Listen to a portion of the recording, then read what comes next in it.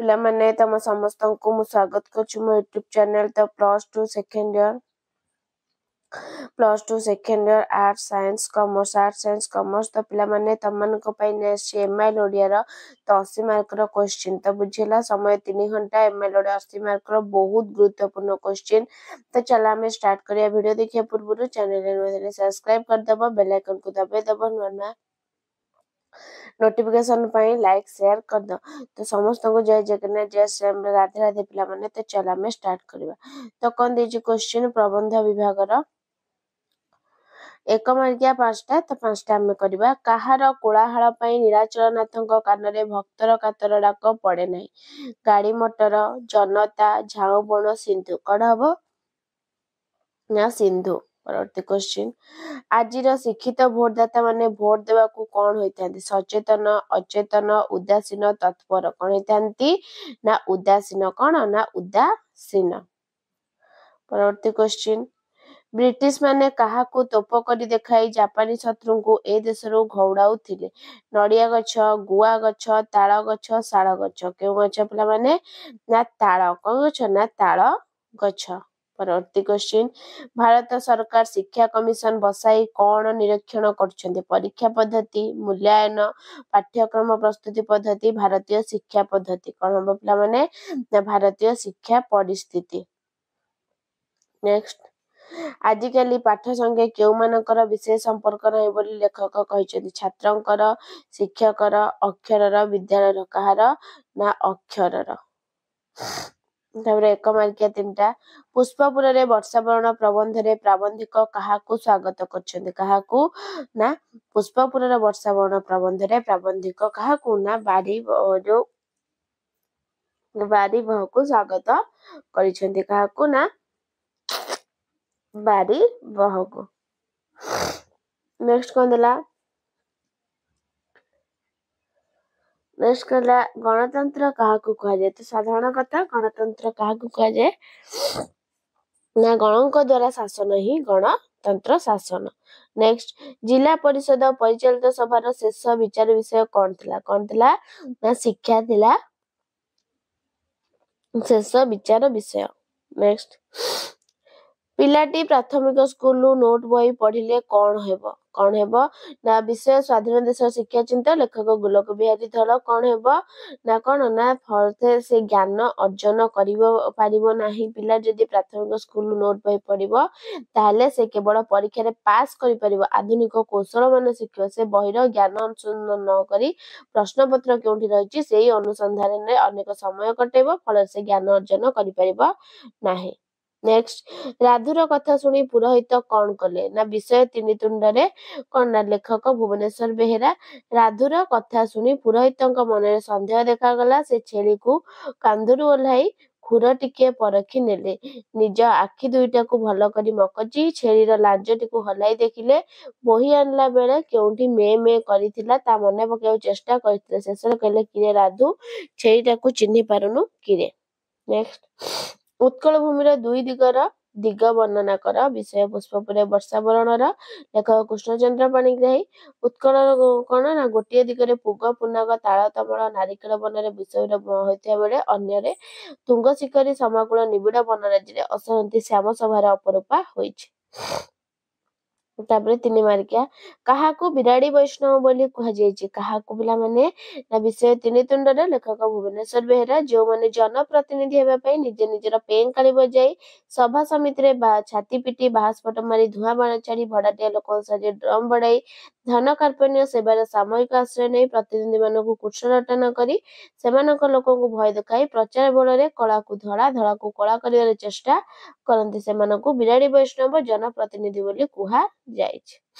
Next Bharat सरकार शिक्षा commission बसाइबार कारण कौन भारत सरकार कौन ना विषय स्वाधीन देश शिक्षा चिंतार प्राबंधिक गोलक बिहारी धर प्राबंधिक मतरे वर्तमान शिक्षार साधारण स्तर जहा हेलानी एवं जो भली भाबे अधोगति घटुची ताहाकू न रोकिले आमर अवस्था शोचनीय हेबो शिक्षार अवस्था बाहर को जहा देखा जाउची वास्तव रे ताहा नाही बरं शिक्षा एक निरुपाय अवस्था रे पहुंची गलानी सेतिबाई भारत सरकार शिक्षा कमिशन बसाई छंती। तापरे गोटे करिवो कोन ना तमरा लॉन्ग क्वेश्चन। तापर आसिला कोन 5 एक जो एमसीक्यू विधाता धर्म रूपक पथ गढ़िछंती काहेकि काहेकि ना संसार बारिध्य को अतिक्रम करिबा पाई। नेक्स्ट नवमामा बोली कवि काहाकू कहिचंती सीता सुनार सीता नवविवाहिता द्वितीय पत्नी रुक्मिणी काहाकू कहिचंती ना नवविवाहिता द्वितीय पत्नी।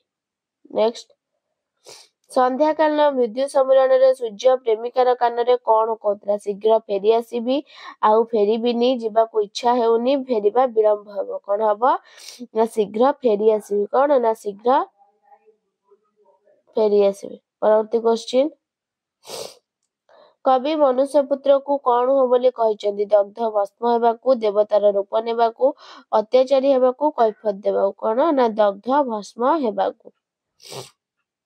नेक्स्ट अयोध्यार जनमंडली भक्ति सहायक काहाकू देखुते बोली कहिछि सीतांकू सुवर्ण सीतांकू रामचंद्रंक द्वितीय पत्नी उर्मिला काहाकू ना रामचंद्रंक द्वितीय पत्नी को।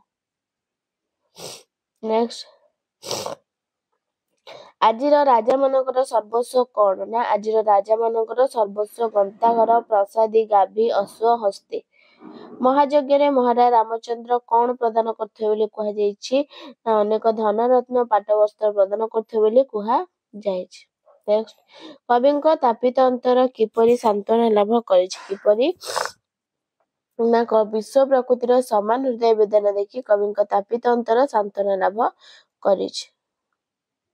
दिमानक्या कवि गोपबंधु सूर्यंकर विदाय को किपरि मानवीय विरह सहित तुलना करछन्ति कविता बंदिर विरह व्यथा कविता होछि गोपबंधु दास कविता कवि होचंती के ना गोपबंधु दास। सूर्य अस्त हेबा समय पश्चिम आकाश रे लाल किरण क्रमशः मौली आसे कौन एवं एने अंधार तार सत्ता को प्रकाश करे प्रकृतिर सेही दृश्य को मानवीय विरह सहित कवि तुलना करी छंती प्रियजन ठारू विदाय नेउथिया व्यक्तिर मुहटी झाउली गला परी सूर्य क्रमशः मिलन पड़िछंती एवं सूर्य ठारू विच्छेद होई पृथ्वी कालिमा युक्त होईछि। नेक्स्ट केउ विषय रे पचारिया पे आज समय आसीछि ना कविता बार्ता कवि होचंती सच्चिदानंद राउतराय जुग जुगरु दीर्घ दिनरु शोषित मनीष शोषक गोष्ठी निष्ठर अत्याचार सही आसीछि एभली व्यवहार शोषित गोष्ठी को पीड़ा देछि मात्र सेमानंकु आज से निष्ठुर अत्याचार सहिबाकू पड़ियो नाही बरं निजर अधिकार विषय पचारिया पे आज समय आसीछि।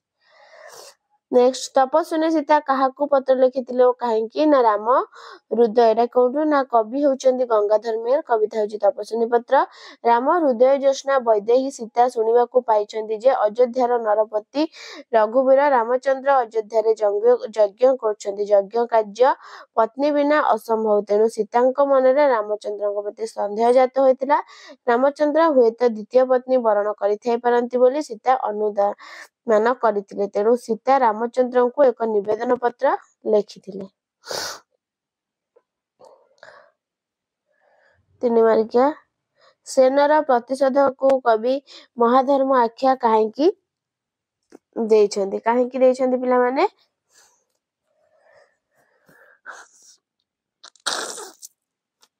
कविता होची वार्ता कवि होचंती कना सच्चिदानंद राउतराय। कविंक मतरे मनुष्य दग्ध भस्म कीट निष्पासित हेले सम निष्पासित हेले कौन हबो ना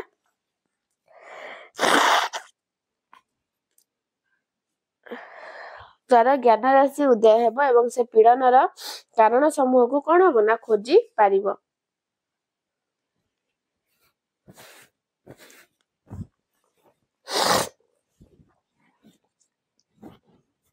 खोजी पारियो पीड़नर कारण राज्य को निर्मल करा जाई से सेना परि प्रतिशोध परायण हेबे अतिशय निर्यातना लांछना पीड़न ताकू प्रतिशोध परायण करिथिबारु सेना परि प्रतिशोध नेबा तार महाधर्म बोली कवि कहिचंती। नेक्स्ट प्रणय विरह संपर्क रे कविंक अभिमत पठित कविता अवलंबन रे प्रदान कर कविता होची बंदिर विरह व्यथा कवि गोपबंधु दास प्रणय विरह संपर्क रे कवि अभिमत दे लिखिचंती प्रणय रूपक पीयूषरे विरह रूपक विषय मिशी रही एभली विचित्र व्यवस्था विश्ववासी विधाता खंजी देइछंती ताहाकू स्पर्श करिया पे कवि कहिचंती सुंदर सरोज चरण रे अहिजड़ित होई रहिताय विधातांकर एभली रहस्य को केही कलना करिपारिबे नाही। तापरे 5 मार्किया जेकोसी गोटे वार्ता कवितार तापरे आसला गल्प विभाग।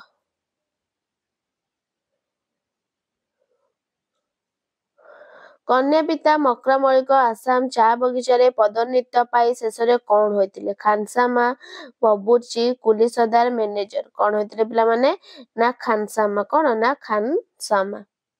नेक्स्ट हेममाली केते वर्ष धरी एमिति कांद कांदी नथिले बोली कुआ जायछि? हेममाली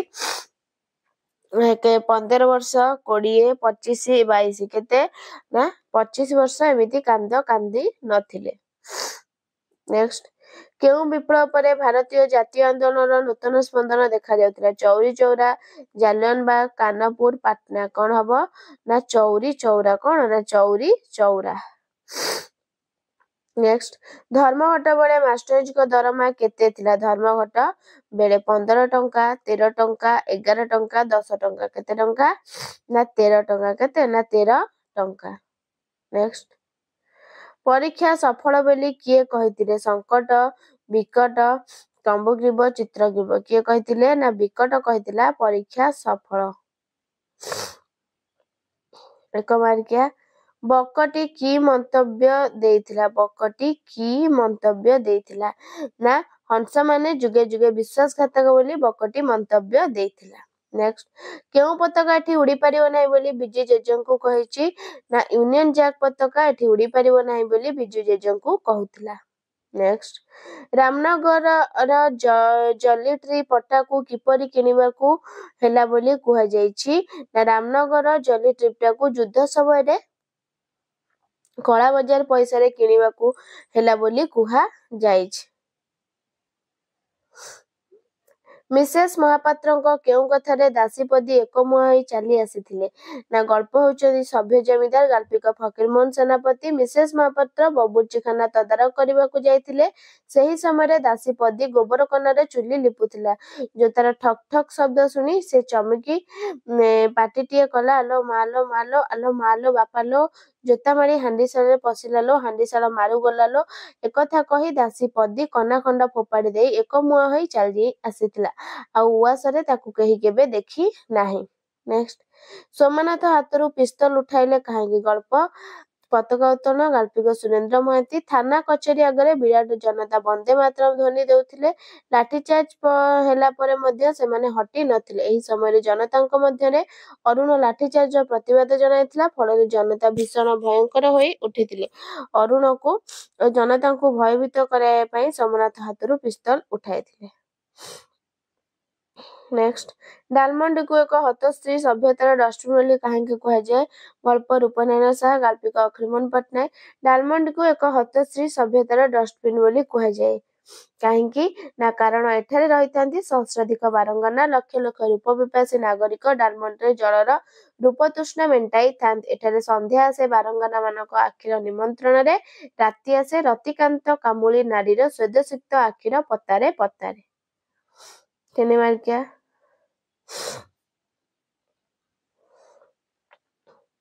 महाकाशरे कच्छप उड़ी चलीथिबार देखि पक्षी माने की प्रतिक्रिया प्रकाश करथिले? ना गल्प आकाश कइंचरे गाल्पिक मनोज दास। महाकाशरे कच्छप उड़ी चलथिबा देखि घर चटिया बतास बोली साधारण पक्षी माने विभूण पलटि जाइतिले। मात्र पारा और चिल जातीय संभ्रांत पक्षी माने उद्वेग प्रकाश कले। निराशवादी पक्षी काऊ कहला आकाशरे भविष्यत अंधकार हेबो। बक कहला हंसमान जुगे जुगे विश्वासघातक। पक्षी माने एही भली निजर मन मुताबक प्रतिक्रिया प्रकाश करिथिले। नेक्स्ट रंगाधर महांती संपर्क रे कौन कुहा जायछि? ना गल्प होउछि सभ्य जमीदार गाल्पिक फकीरमोहन सेनापति। रंगाधर महांती ठीक निरुपति बेलर नुआ जमीदार को गादी रे बसाइथिले। तालुक किणा दिन ठारू महांती सेठ पांजिया कामरे थिले। से थिले विश्वासी कामिका लोक और सांताणीकर डाहाण हाथ। तांको जत्न रे जमीदारी खूब बढ़िछि। जमीदार सबुदिन कलिकता रे रहुथिबारु सांताणी हाकू धरी सबु मामलत बुझुथिले। तापरे आसिला कोन ना तमरा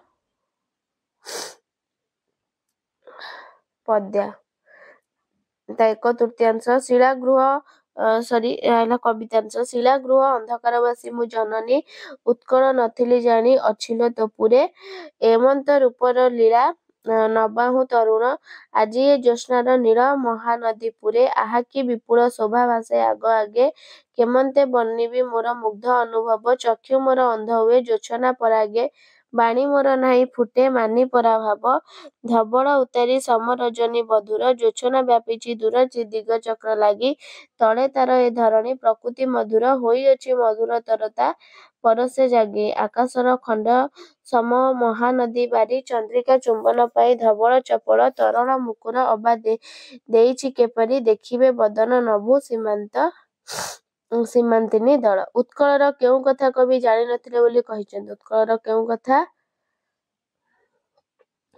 ଉତ୍କଳରେ ରହିଥିବା କଣ ନା ଏପରି ଅପୂର୍ବ ରୂପର ଲୀଳା କଥା କବି ଜାଣିନଥିଲେ ବୋଲି କହିଛନ୍ତି। କବିଙ୍କର ଚକ୍ଷୁ କେଉଁ କଥାରେ ଅନ୍ଧ ହୋଇଛି ନା ଉଜ୍ଜ୍ୱଳ ପ୍ରଭାବରେ ଅନ୍ଧ ହୋଇଛି। ଦୂର ଦିଗଚକ୍ରକୁ ଲାଗି କଣ ବ୍ୟାପି ରହିଛି ନା ଜ୍ୟୋତ୍ସ୍ନା ଚନ୍ଦ୍ର କିରଣ। ପ୍ରକୃତି କିପରି ମଧୁରତାର ମନେ ହୋଇଛି ନା ଜ୍ୟୋତ୍ସ୍ନାର ସ୍ପର୍ଶ ପାଇ ମଧୁର ପ୍ରକୃତି ମଧୁରତର ହୋଇଛି। ନଭ ସୀମାନ୍ତିନୀ ଦଳ କେଉଁଥିରେ ମୁଖମଣ୍ଡଳ ଦେଖିବେ ବୋଲି କହିଛି? ଚନ୍ଦ୍ରିକାର ସ୍ପର୍ଶ ପାଇ ମହାନଦୀ ବାରି ତରଳ ମୁକୁର ପରି ହୋଇଥିବାରୁ ସେଥିରେ କଣ ନା ନଭ ସୀମାନ୍ତରଳ ମୁଖମଣ୍ଡଳ ଦେଖିବ ବୋଲି କୁହାଯାଇଛି। ତାପରେ କଣ ଦେଲା ନା ସନ୍ନାତ୍ମକ ରଚନା ଚାଲି ନ ଜାଣି ବାଟର ଦୋଷ ମାଙ୍କଡ ହାତରେ ଶାଳଗ୍ରାମ ତୁଳସୀ ଦୁଇ ପତ୍ରରୁ ବାସେ ତାର 1/3 ତାକୁ